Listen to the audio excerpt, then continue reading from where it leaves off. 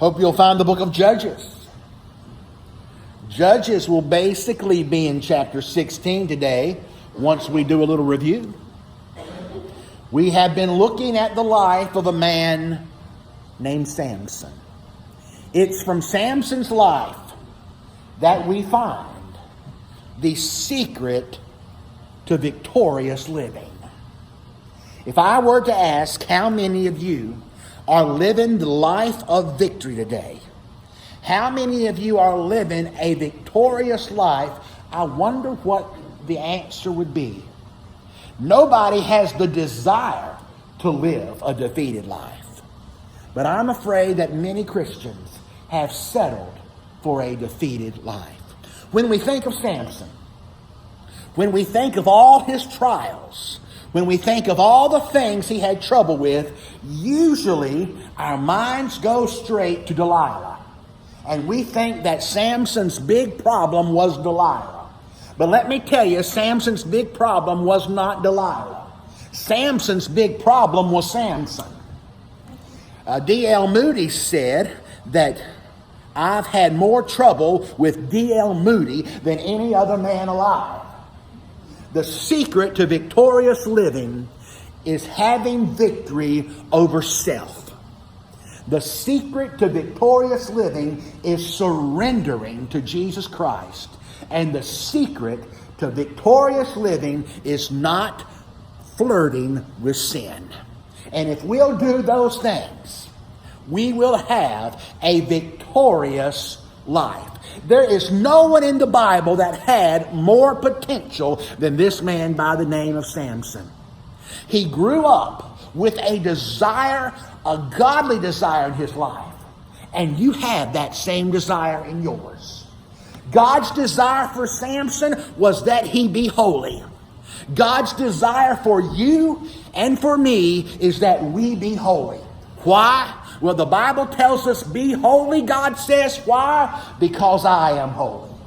In fact, the book of Ephesians says that before you were created, even before the foundation of the world, you were chosen to live a holy life. God has a plan for you, and it includes a holy life. Just like Samson, God had a holy life planned and desired for him. Samson's problem? He got careless. Samson's problem was there was one area of his life where he would not give to God. One Bible scholar says Samson was a he-man with a she-weakness. That's right. He failed to surrender one part of his life to God. And it was just a matter of time before he was a failure. One Bible scholar also says this: it's the little foxes that destroy the vineyard. And there may be an area of your life that seems so small. There may be an area of your life that seems so insignificant that it's just a small thing. Small things end up making big problems. Because if there ever was a desire for God, it's for God to be able to paint his picture in your life. Because life is like a canvas, okay? And God has a picture for you. Your life has a picture that God has designed from the start. You know what the problem is? Too many times we take the paintbrush from Jesus. Jesus wants to paint this beautiful picture in our life, but too many times we say, no, Jesus, I don't like that. Give me that paintbrush. Let me do it myself. And what happens?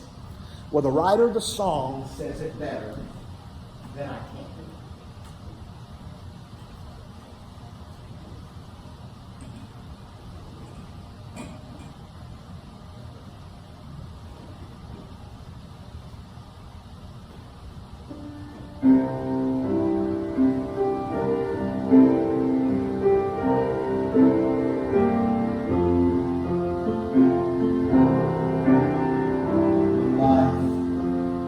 Started out like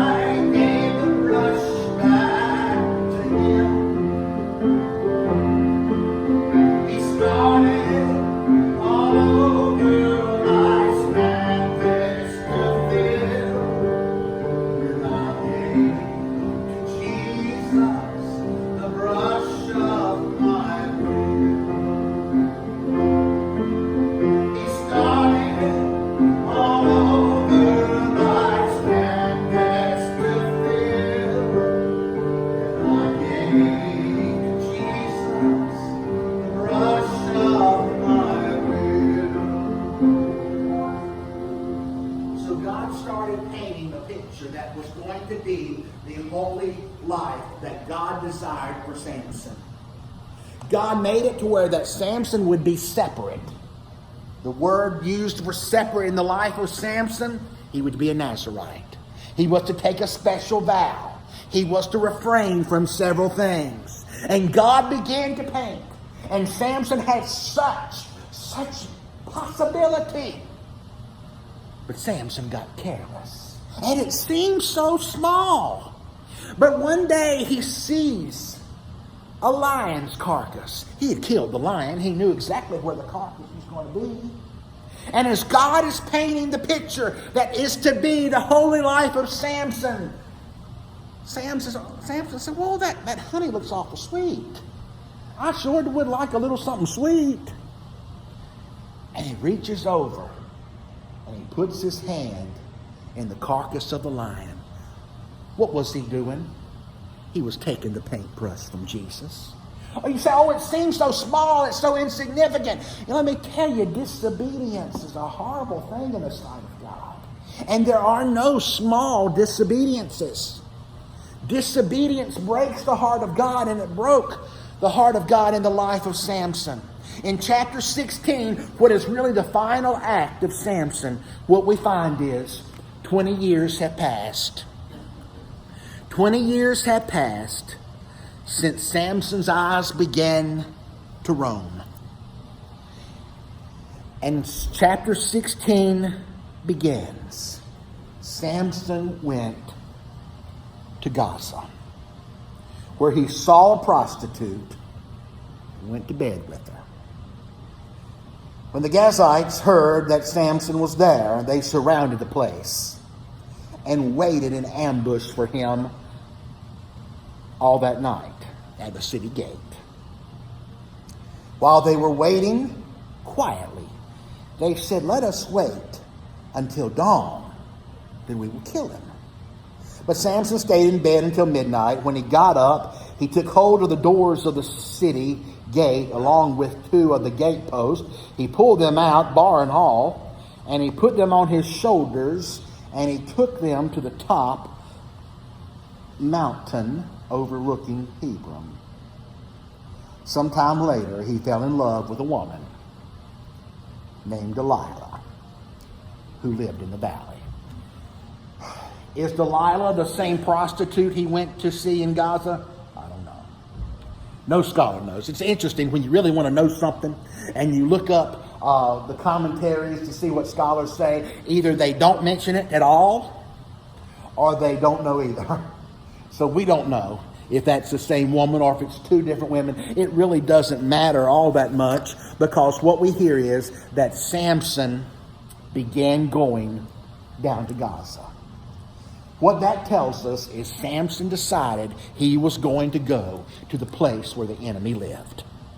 When we lose sight of the fact that we belong to Jesus and that we've been saved and we're supposed to be different, when we lose sight of the fact we're supposed to be set apart, that we are supposed to be holy, and we begin to go to Gaza, those places where the enemy lives, those places we have no business going, you can write it down, you're on your way to losing God's hand of blessing in your life.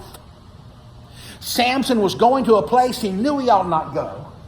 He was going to do something he knew he ought not do.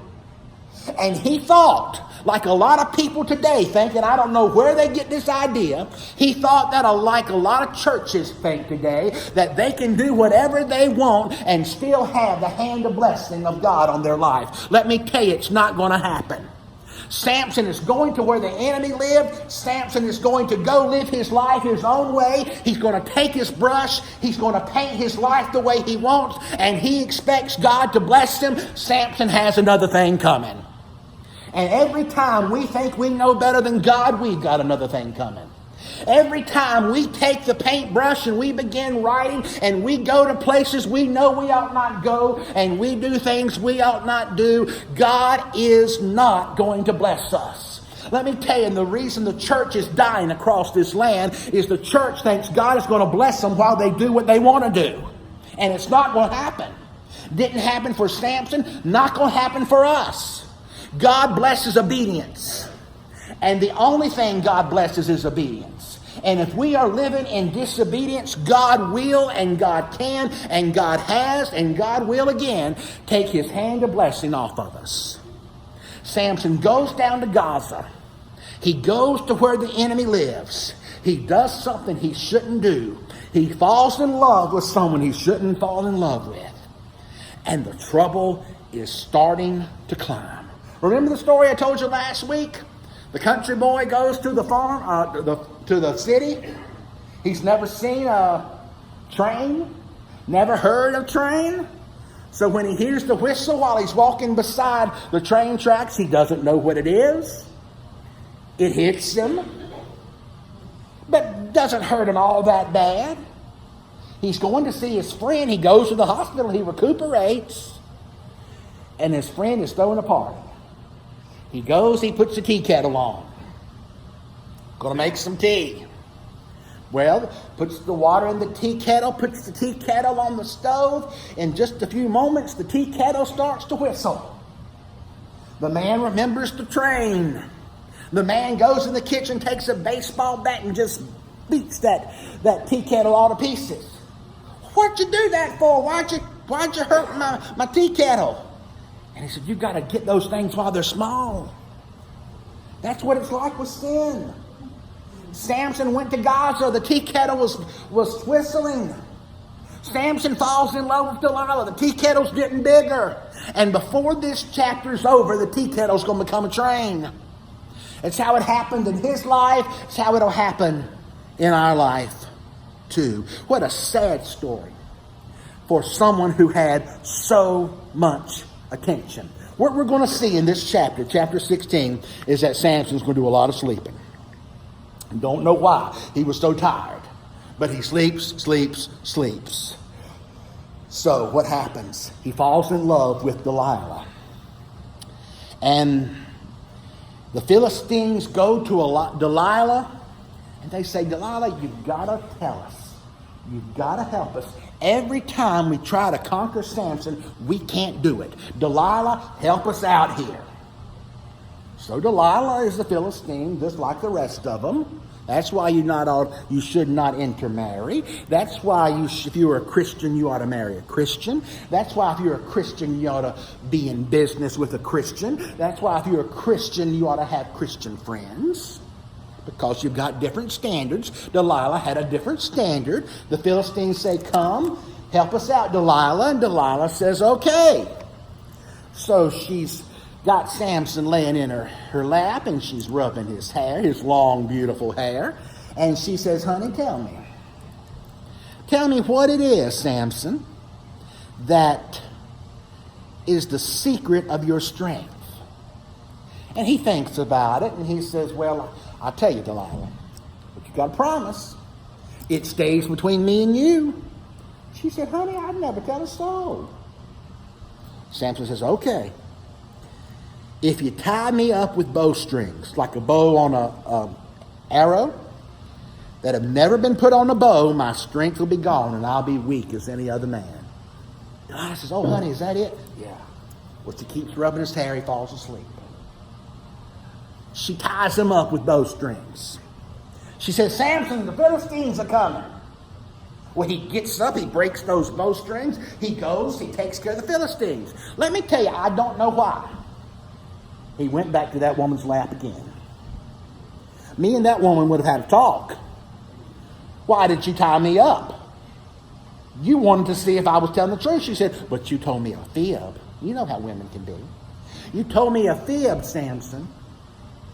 What really is the secret of your strength? And she's rubbing that hair. She's just brushing that hair.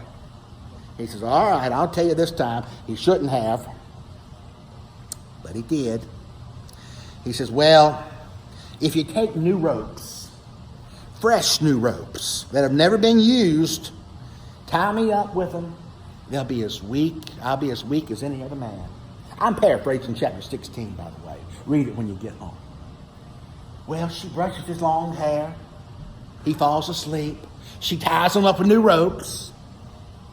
Samson, the Philistines are coming. Well, he breaks those ropes like it's nothing. She says, you lied to me. I'd have said, you tied me up. I don't know why he did. She says, what really? If you love me, Samson, if you really cared about me, you'd tell me. He said, all right, I'll tell you. She starts pleading, a little bit of nagging, I believe. Tell me the truth. Well, all right, if you take my hair, make 7 braids, and you weave it into a loom, a weaver's loom, then you stick a wooden pin in it, I'll be as weak as any man. Now, don't you think that took a long time? And it seems like when she's doing all that weaving that he would wake up, doesn't it? He goes back to sleep. She does all that. Samson, the Philistines are coming. Well, he gets up, and don't you know he didn't look kind of foolish with that big old wooden loom in his hair and all that, going to beat the Philistines? But he did. Why didn't he learn? I'll tell you why he didn't learn. Because he was where the enemy lives. Because little by little, the tea kettle had gotten too big for him to stop. Little by little, nobody says, I'm going to get up today and destroy my marriage. Nobody says, I'm going to get up and wreck my whole life today. Start small. Starts with a flirt. Starts with a touch. Starts with a word. Bigger and bigger. And pretty soon, the very thing that would have totally bothered you and kept you awake all night a few years ago, now doesn't bother you a bit. That's how sin is. Samson, tell me the truth. What is the secret? What is the secret of your strength? Verse 15. How can you say I love you, she told him, when your heart is not with me? This is the 3rd time you mocked me and not told me what makes your strength so great. You know who's being mocked, don't you? Samson's being mocked. And in a way, God's being mocked. Because, verse 16, because she nagged him. day after day, and pled with him until she wore him out. He told her the whole truth and said to her, "My hair has never been cut because I'm a Nazarite to God from birth. If I am shaved, my strength will leave me, and I will become weak and be like any other man." Verse 18. When Delilah realized he had told her the whole truth, she sent this message to the Philistines: "Come one more time, for he has told me the whole truth." Philistine leaders came to her and brought the money with them. Then she let him fall asleep on her lap and called a man to shave off the 7 braids on his head. In this way she rendered him helpless, and his strength left him. If you want to see a sad verse, verse 20 is a sad verse. Then she cried, "Samson, the Philistines are here." When he woke from his sleep and said, "I will escape as I did before and shake myself free." Look at that last phrase. One of the scariest phrases in all the Bible. He did not know the Lord had left him. He did not know the Lord had left him. He gets up thinking everything's okay. He gets up thinking, I've got God's blessing, I've got God's presence like I always have. And he never even realized God was gone. He never even knew that God was gone. God removed his hand of blessing. God removed his strength upon Samson, and he didn't even know it. You cannot do, I'm going to say it again, you cannot do whatever you want to do and experience God's blessing and God's power in your life. You cannot thumb your hand and your nose at God, compromise his word without losing God's blessing. And what a frightening thought that we can be so busy in our activities, living out our life, doing our own thing, and God's power can be removed and we don't even know it. You can put it down. Past blessings are no guarantee of future blessings. And Samson, it says, became like any other man. Little by little, Samson lost the blessings of God, and he wakes up to discover he's just like any other man. The Philistines, verse 21, take him and gouged out his eyes. They brought him down to Gaza and bound him with bronze shackles, and he was forced to grind grain in prison. Sin will always imprison you. Sin will always take you where you don't want to go. Notice this, first came blinding, then came binding, and then came grinding in Samson's life. First of all, he was blind. Second of all, he was bound. And third of all, he was forced to do grinding work. By not living the surrendering life, by keeping one area of himself, by taking the paintbrush from Jesus, Samson lost God's power and God's presence in his life. I'm happy to say, though, the story of Samson ends on, I won't call it a positive note, but I will call it a better note. Samson's grinding. They're making a laughing stock out of him. He's doing physical work while the enemy is laughing at him. He's like any other man. The Bible says, though, that his hair began to grow back. Now, don't you miss this, and don't you think that the source of God's blessing and God's power in Samson's life was his hair. It wasn't. But what happens is, as Samson's hair begins to grow back, his faith begins to grow. And for the first time, Samson prays. You know, in the whole life of Samson, we only find 2 prayers. We find one prayer earlier where it says that he was thirsty and he prayed that he might have a drink. Now, finally, he's praying. Finally, he's praying again. Samson began to grow back. His hair began to grow back. The Philistines have gathered. Oh, they're making fun of him. Oh, they're making him to be a laughing stock. But in verse 28, Samson calls on the name of the Lord. And Samson says, Lord God, please remember me, strengthen me, God, one more time.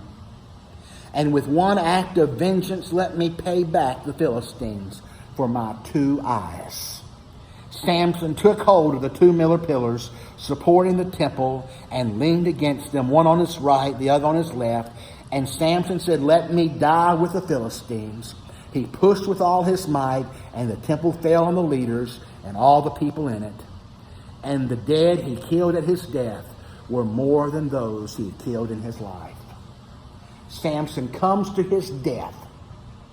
Samson comes to the end of his life.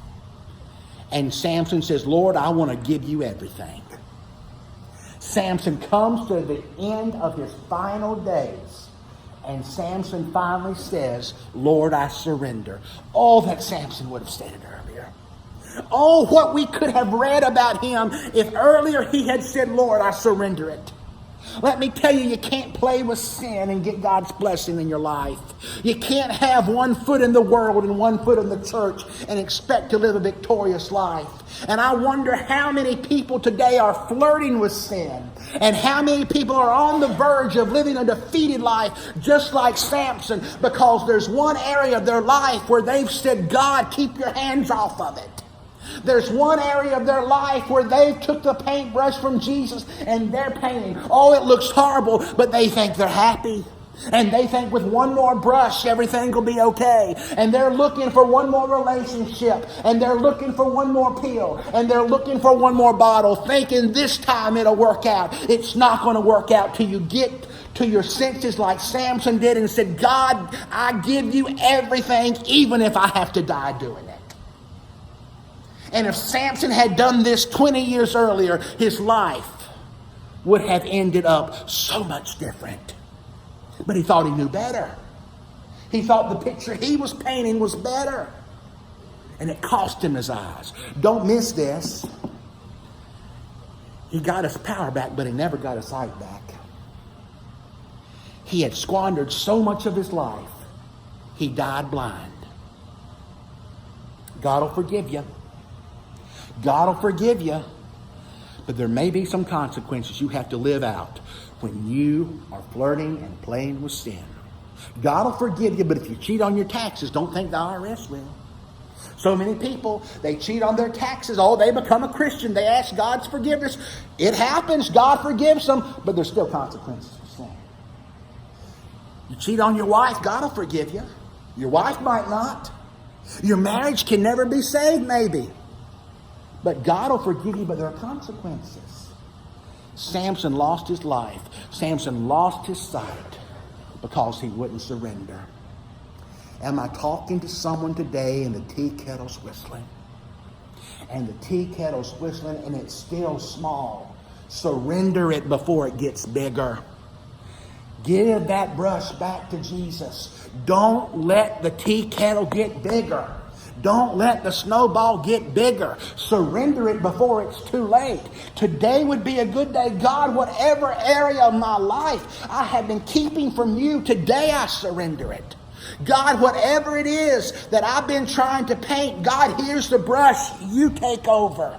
Do it while it's small. Do it before it gets out. Don't go to Gaza and then wonder what happened. Don't wake up one morning with God's blessing and God's hand of favor and God's strength in your life gone, and you become so dull you never even knew it. Surrender it today. Surrender it today. Get it gone before it becomes too big in your life. If there ever was a message from Samson, we learned that little sins make big defeats. And it starts off so subtle, but it ends up costing you everything. Surrender it today. Surrender it today.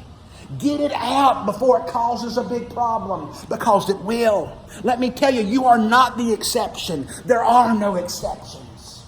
There are no exceptions. Oh, well, it's a small thing. God will understand. No, God will not. God demands holiness. And He's made a way. Jesus Christ being the Lord and the Savior of your life. And if you'll surrender to Jesus, He'll take the brush back and He'll start painting again. And He can clean up your mess. Surrender it before it's too late. Surrender it before the painting gets too bad. Surrender it before the tea kettle gets too big. Surrender it today. We're going to close our service with, I can't think of a better hymn than the old hymn, All. Not some, not most, not majority, but all to Jesus I surrender. All to Him I freely give. And I don't know if today there is something in your life that you need to surrender, something you need to give, something you need to take care of. But you do. You know those areas of your life where you're down in Gaza. You know those areas of your life where you're trying to flirt with sin. You know those areas of your life where you've got one foot in the world and one foot in the church, trying to get God's blessing when you're living in disobedience. You know those areas. You better stop it before it gets out of hand.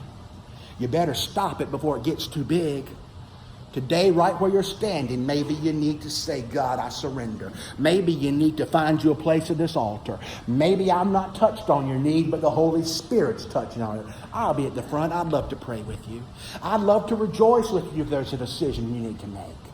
The doors of the church are open. Jesus' arms are open. His hand is outstretched. He wants the brush back. Give it to Him today, right now, as we stand. And as we sing.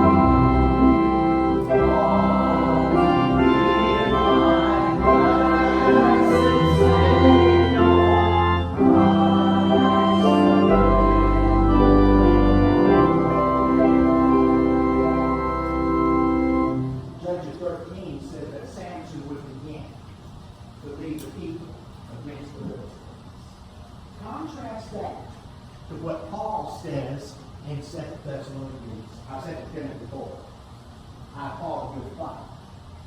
I finished my course. I kept faith. What was the difference between Samson and Paul? One surrendered everything, and one tried to have one foot in the church and one foot in the world. Now, how will we go through this place? Will we go and live like Samson, or will we go and live like Paul? The choice is up to you. Go in peace.